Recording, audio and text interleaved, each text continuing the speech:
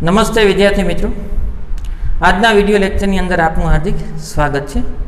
આગળના લેક્ચરની અંદર આપણે કાર્બોક્સિલિક એસિડની ધાતુ સાથે, પ્રબળ બેઝ NaOH સાથે, કાર્બોનેટ અને બાયકાર્બોનેટ સાથે અભ્યાસ કરેલો છે. તેમાં કાર્બોક્સિલિક એસિડનો એસિડિક ગુણધર્મ બતાવે છે. ત્યારબાદ કાર્બોક્સિલિક એસિડની ખનિજ એસિડ સાથે એસિડિક પ્રબળતાનો અભ્યાસ અને કાર્બોક્સિલિક એસિડની આલ્કોહોલ અને ફિનોલ સાથે એસિડિક પ્રબળતાની સરખામણીનો અભ્યાસ કરેલો છે. આજે આપણે કાર્બોક્સિલિક એસિડ સાથે જો વિસ્થાપિત સમૂહ જોડાયેલા હોય તો તેની એસિડિક પ્રબળતા ઉપર શું અસર થાય તેનો અભ્યાસ કરવાનો છે. તો કાર્બોક્સિલિક એસિડ સાથે EDG સમૂહ જોડાયેલો હોય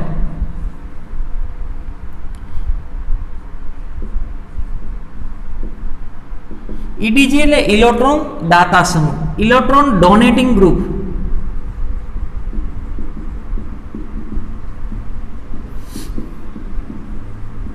જો કાર્બોક્સિલિક એસિડ સાથે ઇલેક્ટ્રોન દાતા સમૂહ જોડાયેલો હોય તો RCOOH પ્લસ H2O એસિડિક ગુણધર્મ દર્શાવે તો H પ્લસ આને આપી દેશે, RCOO માઇનસ અને H3O પ્લસ કાર્બોક્સિલેટેડ આયન બન્યો.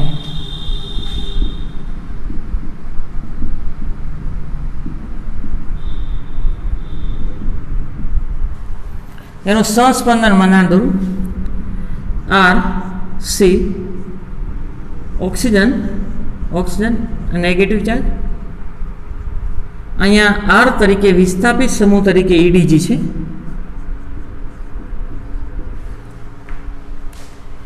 EDG એટલે ઇલેક્ટ્રોન દાતા સમૂહ. ઇલેક્ટ્રોન દાતા સમૂહ હોય તો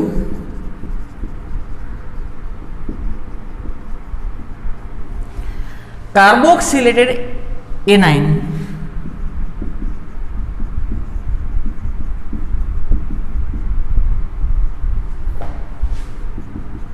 ઋણ આયન સ્થિરતા ઘટાડે. આની સ્થિરતા ઘટશે, એટલે પ્રતિગામી પ્રક્રિયા વધશે. પ્રતિગામી પ્રક્રિયા વધે તો જલીય દ્રાવણમાં H3O પ્લસ ઘટે અને H3O પ્લસ ઘટે એટલે એસિડિકતા ઘટે. તો ઋણ આયનની સ્થિરતા ઘટે, તેથી એસિડિક પ્રબળતા ઘટે.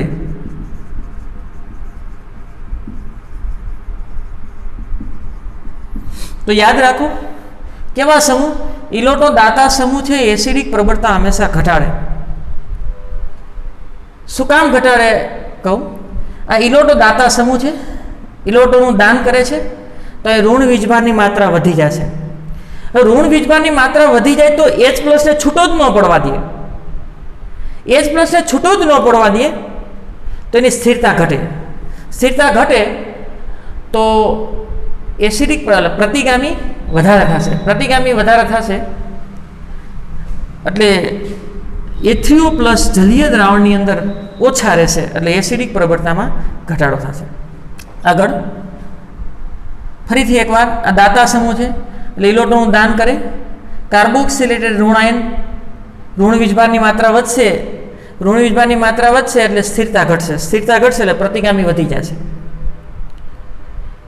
સરળતાથી H પ્લસને છૂટો નહીં પડવા દે, અથવા તો છૂટો પડ્યો હશે તો ઋણ વીજભારની માત્રા વધી તો H પ્લસને ખેંચી લઈને પ્રતિગામી વધારે થશે. આગળ પ્લસ આય અસરનો ક્રમ.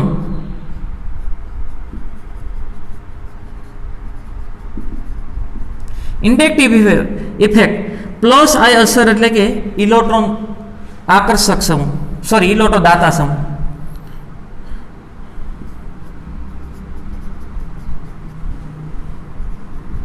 ઇલેક્ટ્રોન દાતાનો ક્રમ. મિથાઇલ સમૂહ છે ઇલેક્ટ્રોનનું દાન કરે, ઇથાઇલ સમૂહ પણ દાન કરે. આ આઇસોપ્રોપાઇલ સમૂહ છે એ પણ દાન કરશે અને તૃતીયક બ્યુટાઇલ સમૂહ પણ ઇલેક્ટ્રોનનું દાન કરે. આ બધા જ ઇલેક્ટ્રોન દાતા છે અને આની દાન કરવાની વૃત્તિ સૌથી વધારે છે. એની સાથે હું બધા સાથે COOH જોડું, એસિડિક પ્રબળતાનો ક્રમ લખી. એસિડિક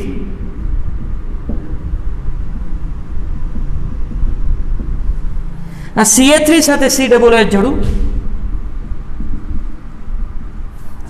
ઇથાઇલ સાથે,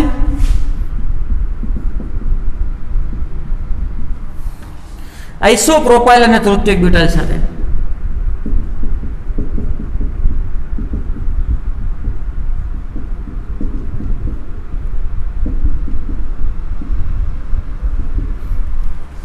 દાતા સમૂહ વધતો જાય છે. અહીં મિથાઇલ ઇલોટો દાતા છે, અહીં ઇથાઇલ છે, અહીં આઇસોપ્રોપાઇલ છે, અહીં તૃતીયક બ્યુટાઇલ છે.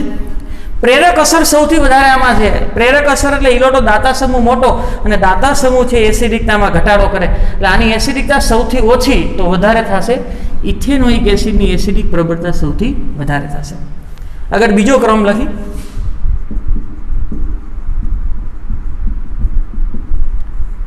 પ્લસ અહીંયા સર એટલે આકર્ષવાની ક્ષમતા, ઇલેક્ટ્રોન આકર્ષવાની ક્ષમતા ઓછી હોય એટલે ઇલેક્ટ્રોનનું દાન કરે. NH2 ની ઇલેક્ટ્રોન આકર્ષવાની ક્ષમતા સૌથી વધારે, ત્યારબાદ OCH3 ની અને ત્યારબાદ OH. તો એસિડિક પ્રબળતા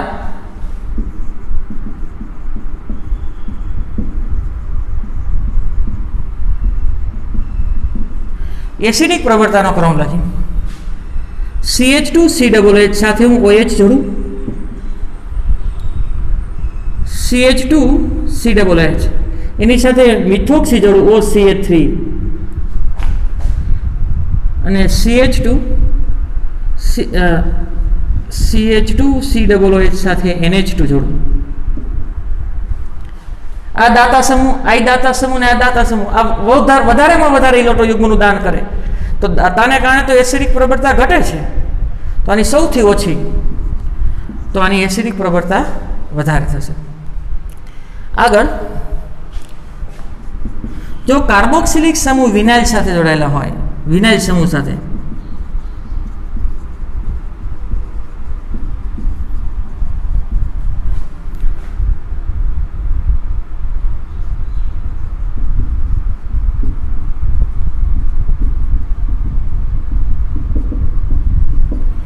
વિનાઇલ સમૂહ સાથે હોય તો એસિડિક પ્રબળતાનો ક્રમ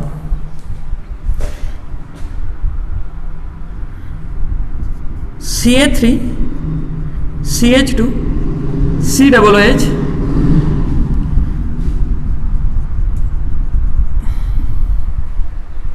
આ કાર્બોક્સિલિક એસિડ આ વિનાઇલ સમૂહ સાથે છે. યાદ રાખો આ કાર્બનનું સંકરણ થશે sp2 અને આ કાર્બોક્સિલિક એસિડ જે કાર્બન સાથે છે એનું સંકરણ થાય sp. ત્રીજું બંધારણ લખો CH311C COOH. આ કાર્બોક્સિલિક એસિડ જ્યાં છે એનું સંકરણ sp. તો ધ્રુવીયતાનો ક્રમ લખું, કયું સંકરણ ધરાવતો કાર્બન સૌથી વધુ ધ્રુવીય હોય. ધ્રુવીયતાનો ક્રમ sp સંકરણ ધરાવતો કાર્બન સૌથી વધુ વિદ્યુત ઋણ, એના કરતાં ઓછો sp2 સંકરણ વાળો અને સૌથી ઓછો sp3 સંકરણ વાળો કાર્બન. આ કાર્બન છે એની વિદ્યુત ઋણતા સૌથી ઓછી થશે. sp2 સંકરણ વાળાની વિદ્યુત ઋણતા વધશે, આની વિદ્યુત ઋણતા સૌથી વધારે. વિદ્યુત ઋણતા વધારે થશે, સહસ્પંદન એમાં વધી જશે. સહસ્પંદન વધશે તો સ્થિરતા વધશે અને સ્થિરતા વધશે તો પ્રતિગામી ઘટશે અને જો પ્રતિગામી ઘટે તો એસિડિક પ્રબળતા વધશે. કાર્બોક્સિલિક એસિડ સમૂહ જો આલ્કાઇલ સમૂહ સાથે હોય અને વિનાઇલ સાથે હોય તો વિનાઇલ વાળાની એસિડિક પ્રબળતા વધારે થાય, કારણ કે અહીં સંકરણ sp2 થાય અને sp2 સંકરણ ધરાવતો કાર્બનની ધ્રુવીયતા અથવા વિદ્યુત ઋણતા વધારે થાય. વિદ્યુત ઋણતા વધારે થાય તો સહસ્પંદન વધી જાય, સહસ્પંદન વધે તો સ્થિરતા વધે, કાર્બોક્સિલિક આયનની સ્થિરતા વધે તો પ્રતિક્રિયાત્મકતા ઘટે, એટલે પ્રતિગામી પ્રક્રિયા ઓછી થાય એટલે જલીય દ્રાવણમાં H3O+ વધારે રહેશે. આની સરખામણીમાં આની એસિડિકતા વધારે, આની સરખામણીમાં આની એસિડિકતા સૌથી વધારે થશે. આગળ સૌપ્રથમ આપણે ઇલેક્ટ્રોન દાતા સમૂહની અસરનો અભ્યાસ કરેલો. હવે બીજું ઇલેક્ટ્રોન આકર્ષક સમૂહ EWG.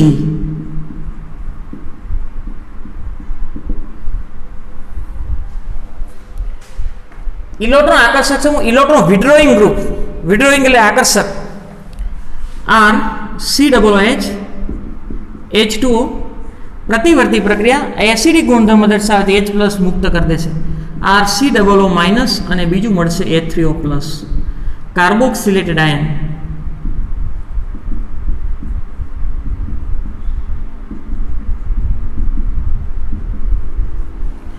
આગળ એનું સંસ્પંદન દોરી R C ઓક્સિજન આ પાઈ બંધ સંસ્પંદનમાં ભાગ લે છે અને નેગેટિવ ચાર્જ વિસ્થાપિત સમૂહ તરીકે જો EWG સમૂહ હોય, EWG એટલે ઇલેક્ટ્રોન વિડ્રોઈંગ ગ્રુપ, ઇલેક્ટ્રોન આકર્ષક સમૂહ, ઇલેક્ટ્રોન આકર્ષક સમૂહ.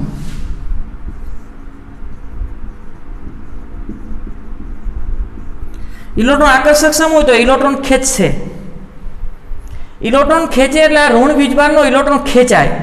હવે ઋણ વીજભારનો ઇલેક્ટ્રોન ખેંચાય એટલે H+ ને સરળતાથી મુક્ત કરી દઈએ. H+ ને જો આકર્ષક સમૂહ હોય તો ઇલેક્ટ્રોન ખેંચાશે, ઇલેક્ટ્રોન ઘનતા ઘટશે, ઇલેક્ટ્રોન ઘનતા ઘટશે એટલે H+ છે એ સરળતાથી મુક્ત કરી દેશે. તેથી એસિડિક પ્રબળતામાં વધારો થાય. જો આકર્ષક સમૂહ હોય, ઇલેક્ટ્રોન આકર્ષક સમૂહ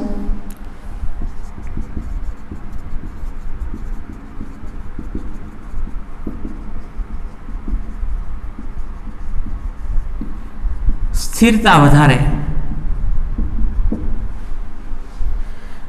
ઇલેક્ટ્રોન આકર્ષક સમૂહ ઇલેક્ટ્રોન ખેંચશે એટલે ઇલેક્ટ્રોનની ઘનતા ઘટશે, ઇલેક્ટ્રોનની ઘનતા ઘટશે એટલે સરળતાથી H+ ને મૂકી દેશે અને પોતાની સ્થિરતા વધશે. સ્થિરતા વધશે તેથી એસિડિક પ્રબળતામાં વધારો થાય.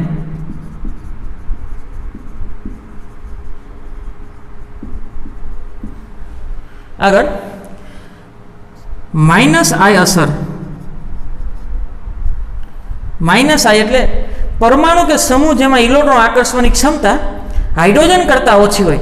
આ આકર્ષવાની ક્ષમતા હાઇડ્રોજન કરતાં વધારે હોય. જો આકર્ષવાની ક્ષમતા હાઇડ્રોજન કરતાં વધારે હોય તો તેવા સમૂહને ઇલેક્ટ્રોન આકર્ષક સમૂહ કહેવાય. અથવા માઇનસ આય અસર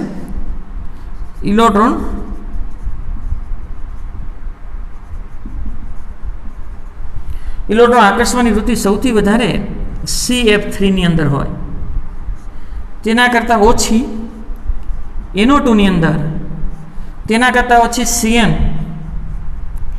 ઓછી fluorine, chlorine, bromine, iodine, C6H5. હવે આ ક્રમ ખાસ ધ્યાન રાખજો.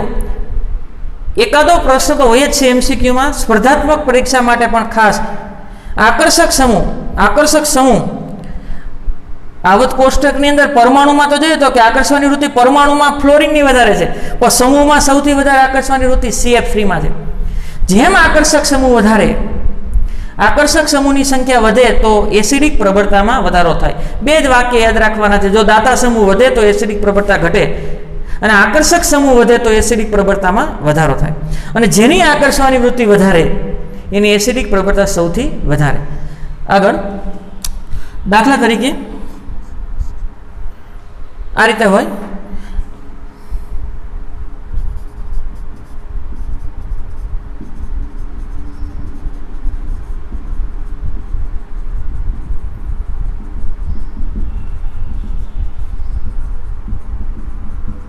જો આકર્ષક સમૂહની સંખ્યા વધી જાય તો એસિડિક પ્રબળતા વધે.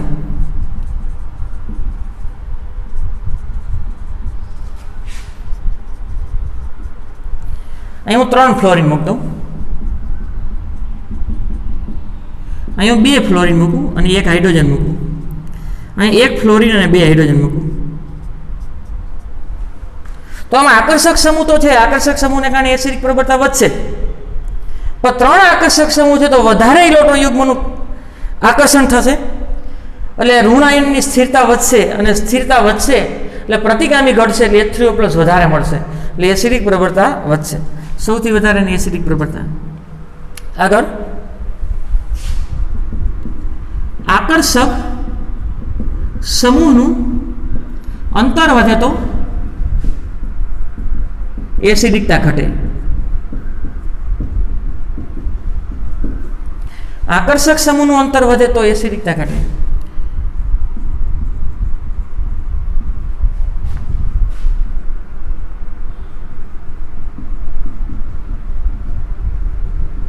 ધારો કે ફ્લોરિન અહીં નજીકના કાર્બન ઉપર છે, ફ્લોરિન દૂરના કાર્બન ઉપર, અને હજી દૂર એ સંયોજકતા પૂરી કરી નાખું.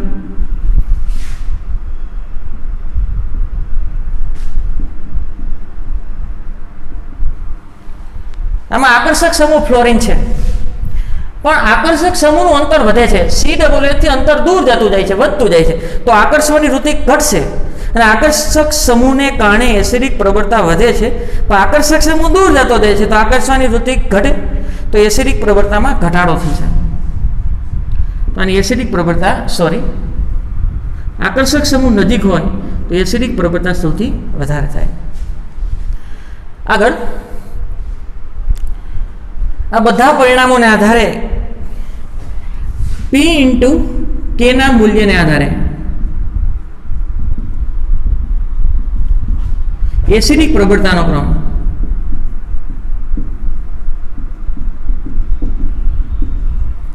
P/K ના મૂલ્યના આધારે એસિડિક સૌથી વધારે આકર્ષક સમૂહ આ છે, તો એની એસિડિક પ્રબળતા વધારે CH3COOH. આગળ અહીંયા હું ક્લોરીન લઉં 3, CCl3COOH. યાદ રાખો, 2 ક્લોરીન હશે તો પણ આના કરતાં એસિડિક પ્રબળતા વધારે થશે. CHCl2COOH. આગળ હવે NO2 લો, NO2CH2COOH તો આગળ ઘટશે. પછી CN CH2 ડાયરેક્ટ COOH સાથે નથી જોડવાના, બાજુના કાર્બન ઉપર જોડવાના છે. ફ્લોરિન, ક્લોરીન, બ્રોમિન, આયોડિન આ રીતે કન્ટિન્યુ છે સળંગ. Fluorine CH2COOH, chlorine CH2COOH, bromine CH2COOH, iodine CH2COOH. આગળ હવે ફોર્મિક એસિડ આવશે. ફોર્મિક એસિડ એક પણ ઇલેક્ટ્રોન આકર્ષક સમૂહ નથી, એની એસિડિક પ્રબળતા વધારે. પછી benzene ring CH2COOH. Benzoic acid કરતાં ફોર્મિક એસિડની એસિડિક પ્રબળતા વધારે થશે.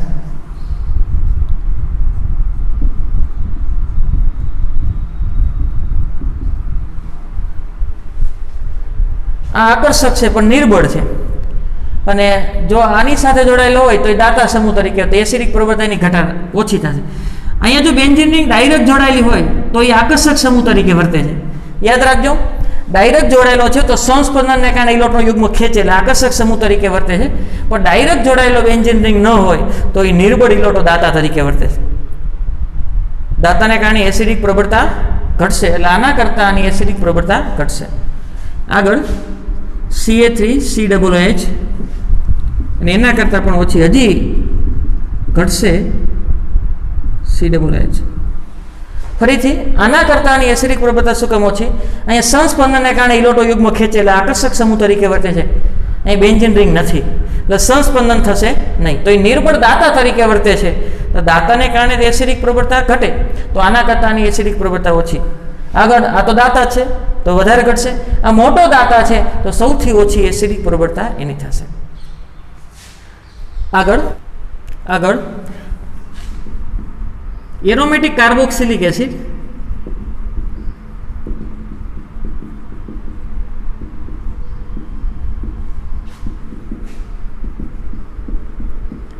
સાથે ઇલેક્ટ્રોન આકર્ષક સમૂહ હોય તો એસિડિક પ્રબળતા વધે. ઇલેક્ટ્રોન દાતા સમૂહ એસિડિક પ્રબળતા ઘટે. ઉદાહરણ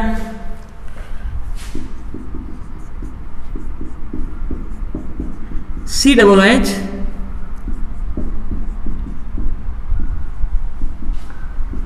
Cl COOH અને NO2. આગળ આ આકર્ષક સમૂહ છે.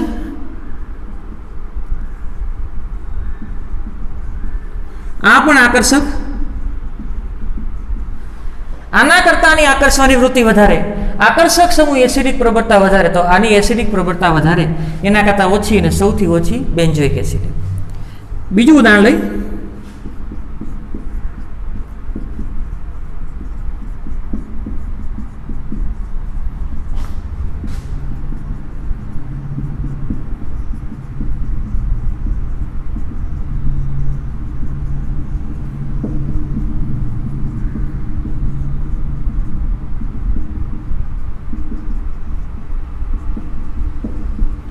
હવે NO2 છે એ કેવા સમૂહ છે? આકર્ષક સમૂહ. આ બાજુ આકર્ષક સમૂહની સંખ્યા વધે. આકર્ષક સમૂહ વધે છે. હવે આકર્ષક સમૂહને કારણે તો એસિડિક પ્રબળતા વધે, તો સૌથી વધારે આની એસિડિક પ્રબળતા થાય. આગળ બીજું ઉદાહરણ લઈ.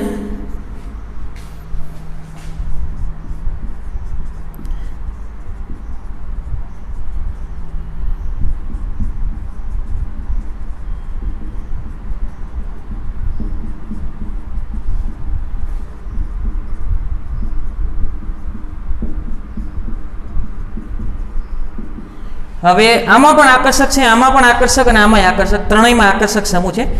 એટલે બેન્ઝોઇક એસિડ કરતાં તો એસિડિક પ્રબળતા વધારે થશે જ. પણ અપવાદ છે, યાદ રાખજો. ઓર્થોવાળાની એસિડિક પ્રબળતા ઓર્થો સ્થાનવાળું નજીક સ્થાનમાં હોવાને કારણે એની આકર્ષવાની ક્ષમતા સૌથી વધારે હોય, અને આકર્ષવાની ક્ષમતા વધારે તો એસિડિક પ્રબળતા સૌથી વધારેની થાય.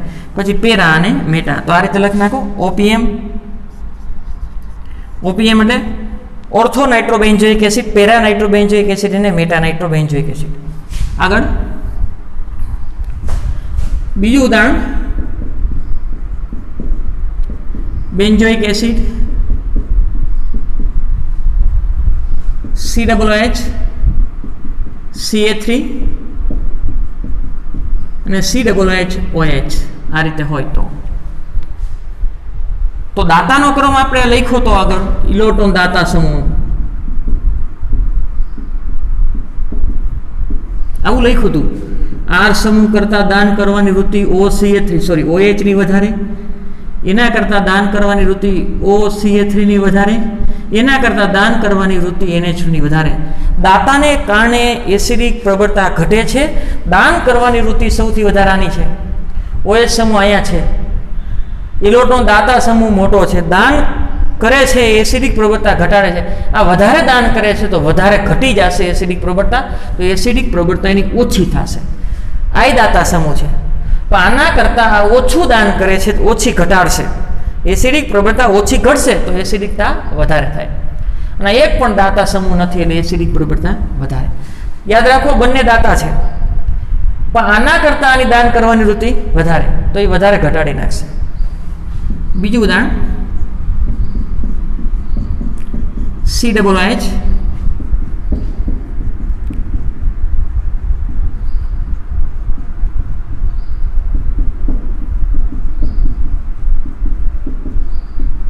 એસિડિક પ્રબળતાનો ક્રમ. આ બંને સમૂહ છે એ કેવા છે? ઇલેક્ટ્રોન દાતા સમૂહ. બંને સમૂહ ઇલેક્ટ્રોન દાતા સમૂહ છે. આના કરતાં આની દાન કરવાની વૃત્તિ વધારે, દાન કરવાની વૃત્તિ વધારે, તો દાતાને કારણે એસિડિક પ્રબળતા ઘટે છે, તો આની એસિડિક પ્રબળતા ઓછી, તો આની એસિડિક પ્રબળતા વધારે થશે. આગળ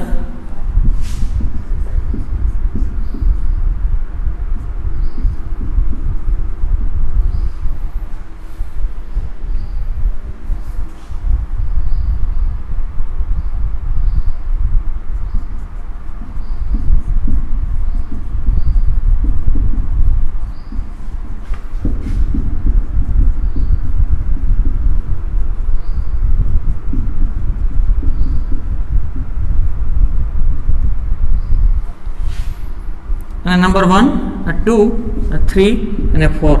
એસિડિક પ્રબળતાનો ક્રમ લખવો છે. એસિડિક પ્રબળતા આકર્ષક સમૂહ છે. આ બંને આકર્ષક છે અને આ બંને દાતા સમૂહ છે. આ બંને આકર્ષક સમૂહ છે અને Cl કરતાં NO2 ની આકર્ષવાની વૃત્તિ વધારે, એટલે એસિડિક પ્રબળતા પહેલાની સૌથી વધારે થશે અને પછી ઓછી ત્રીજાની. આગળ આ દાતા સમૂહ છે ને આ દાતા સમૂહ છે. જે વધારે દાન કરે એની એસિડિક પ્રબળતા સૌથી ઓછી. તો OCH3 દૂર છે અને R પહેલા. વધારે દાન કોણ કરે છે? OCH3. એ વધારે દાન કરે છે તો દાતાને કારણે એસિડિક પ્રબળતા સૌથી ઓછી એની થઈ જશે. તો એના કરતાં ઓછું દાન કરે છે એની એસિડિક પ્રબળતા વધારે, બીજાની અને સૌથી ઓછી ચોથાની. આ અત્યારે જેટલા મેં ઉદાહરણ આપ્યા એમાંથી અમુક પ્રશ્ન તો ક્યાંક ને ક્યાંક પૂછાયેલા છે જ. એટલે ખાસ આ પ્રશ્ન IMP છે. કોઈ પણ સ્પર્ધાત્મક પરીક્ષા માટે એકાદો MCQ તો હોય જ છે એસિડિકતા અથવા બેઝિકતાનો. આગળ લખાણ આધારિત પ્રશ્ન. થોડા પ્રશ્ન આપેલા છે તેમાં વધુ પ્રબળ એસિડ તરીકે કયા સંયોજનની અપેક્ષા રાખી શકો એવું કીધું. તો સૌપ્રથમ આ CO2 છે ને એને છૂટું પાડી દઈ. આ રીતે બંધાણ છે Ca3CO2H એટલે COOH. હવે યાદ રાખવા ઇલોટો દાતા સમૂહ છે. ઇલોટો દાતા સમૂહ, તેથી એસિડિકતા ઘટે. આનું બંધારણ લખું CH2 અને F અને CO2H એટલે COOH. આ રીતે લખી શકાય.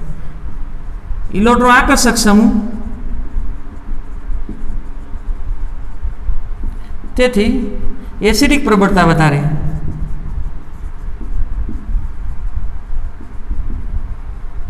તો આની એસિડિક પ્રબળતા વધારે થશે. આગળ બીજું બંધારણ CH2, આ બાજુ F લખી નાખું અને COOH. હવે આકર્ષક સમૂહ છે.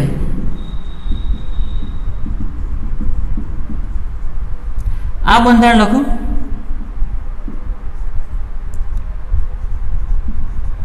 આ પણ આકર્ષક સમૂહ.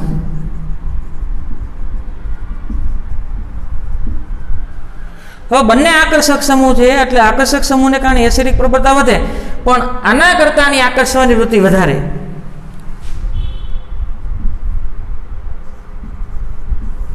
વધુ આકર્ષક સમૂહ છે, વધારે આકર્ષણ કરે છે એટલે એસિડિક પ્રબળતા એની સૌથી વધારે થશે.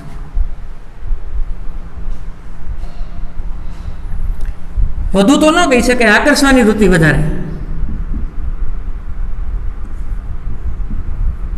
આકર્ષણ વધુ. આગળ આનું બંધારણ લખી ફ્લોરિનને બહાર લખી નાખું. ફ્લોરિન CH2 અને COOH. આગળ ફ્લોરિન બીજા નંબરના કાર્બન ઉપર છે. CH3CH fluorine CH2 COOH.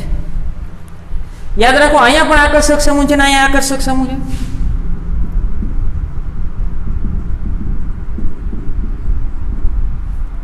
આ પણ આકર્ષક સમૂહ,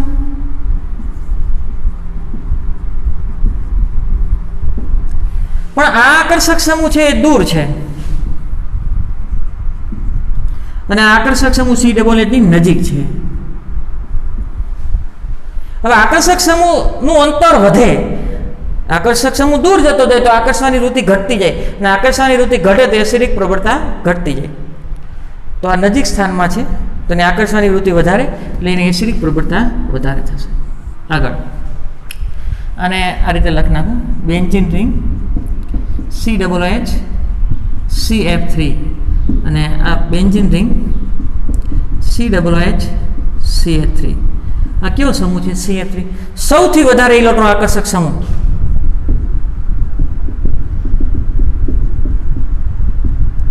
અને મિથાઇલ છે ઇલેક્ટ્રોન દાતા. ઇલેક્ટ્રોન દાતા સમૂહ યાદ કરો, બે જ વાક્ય યાદ રાખવાના છે. આકર્ષક સમૂહ એસિડિક પ્રબળતા વધારી દેશે જ્યારે ઇલેક્ટ્રોન દાતા સમૂહ ઘટાડી દેશે. તો આ ઇલેક્ટ્રોન દાતા સમૂહ એસિડિક પ્રબળતા ઘટાડે અને આકર્ષક સમૂહ એસિડિક પ્રબળતા વધારે, તો આ એસિડિક પ્રબળતા સૌથી વધારે થશે.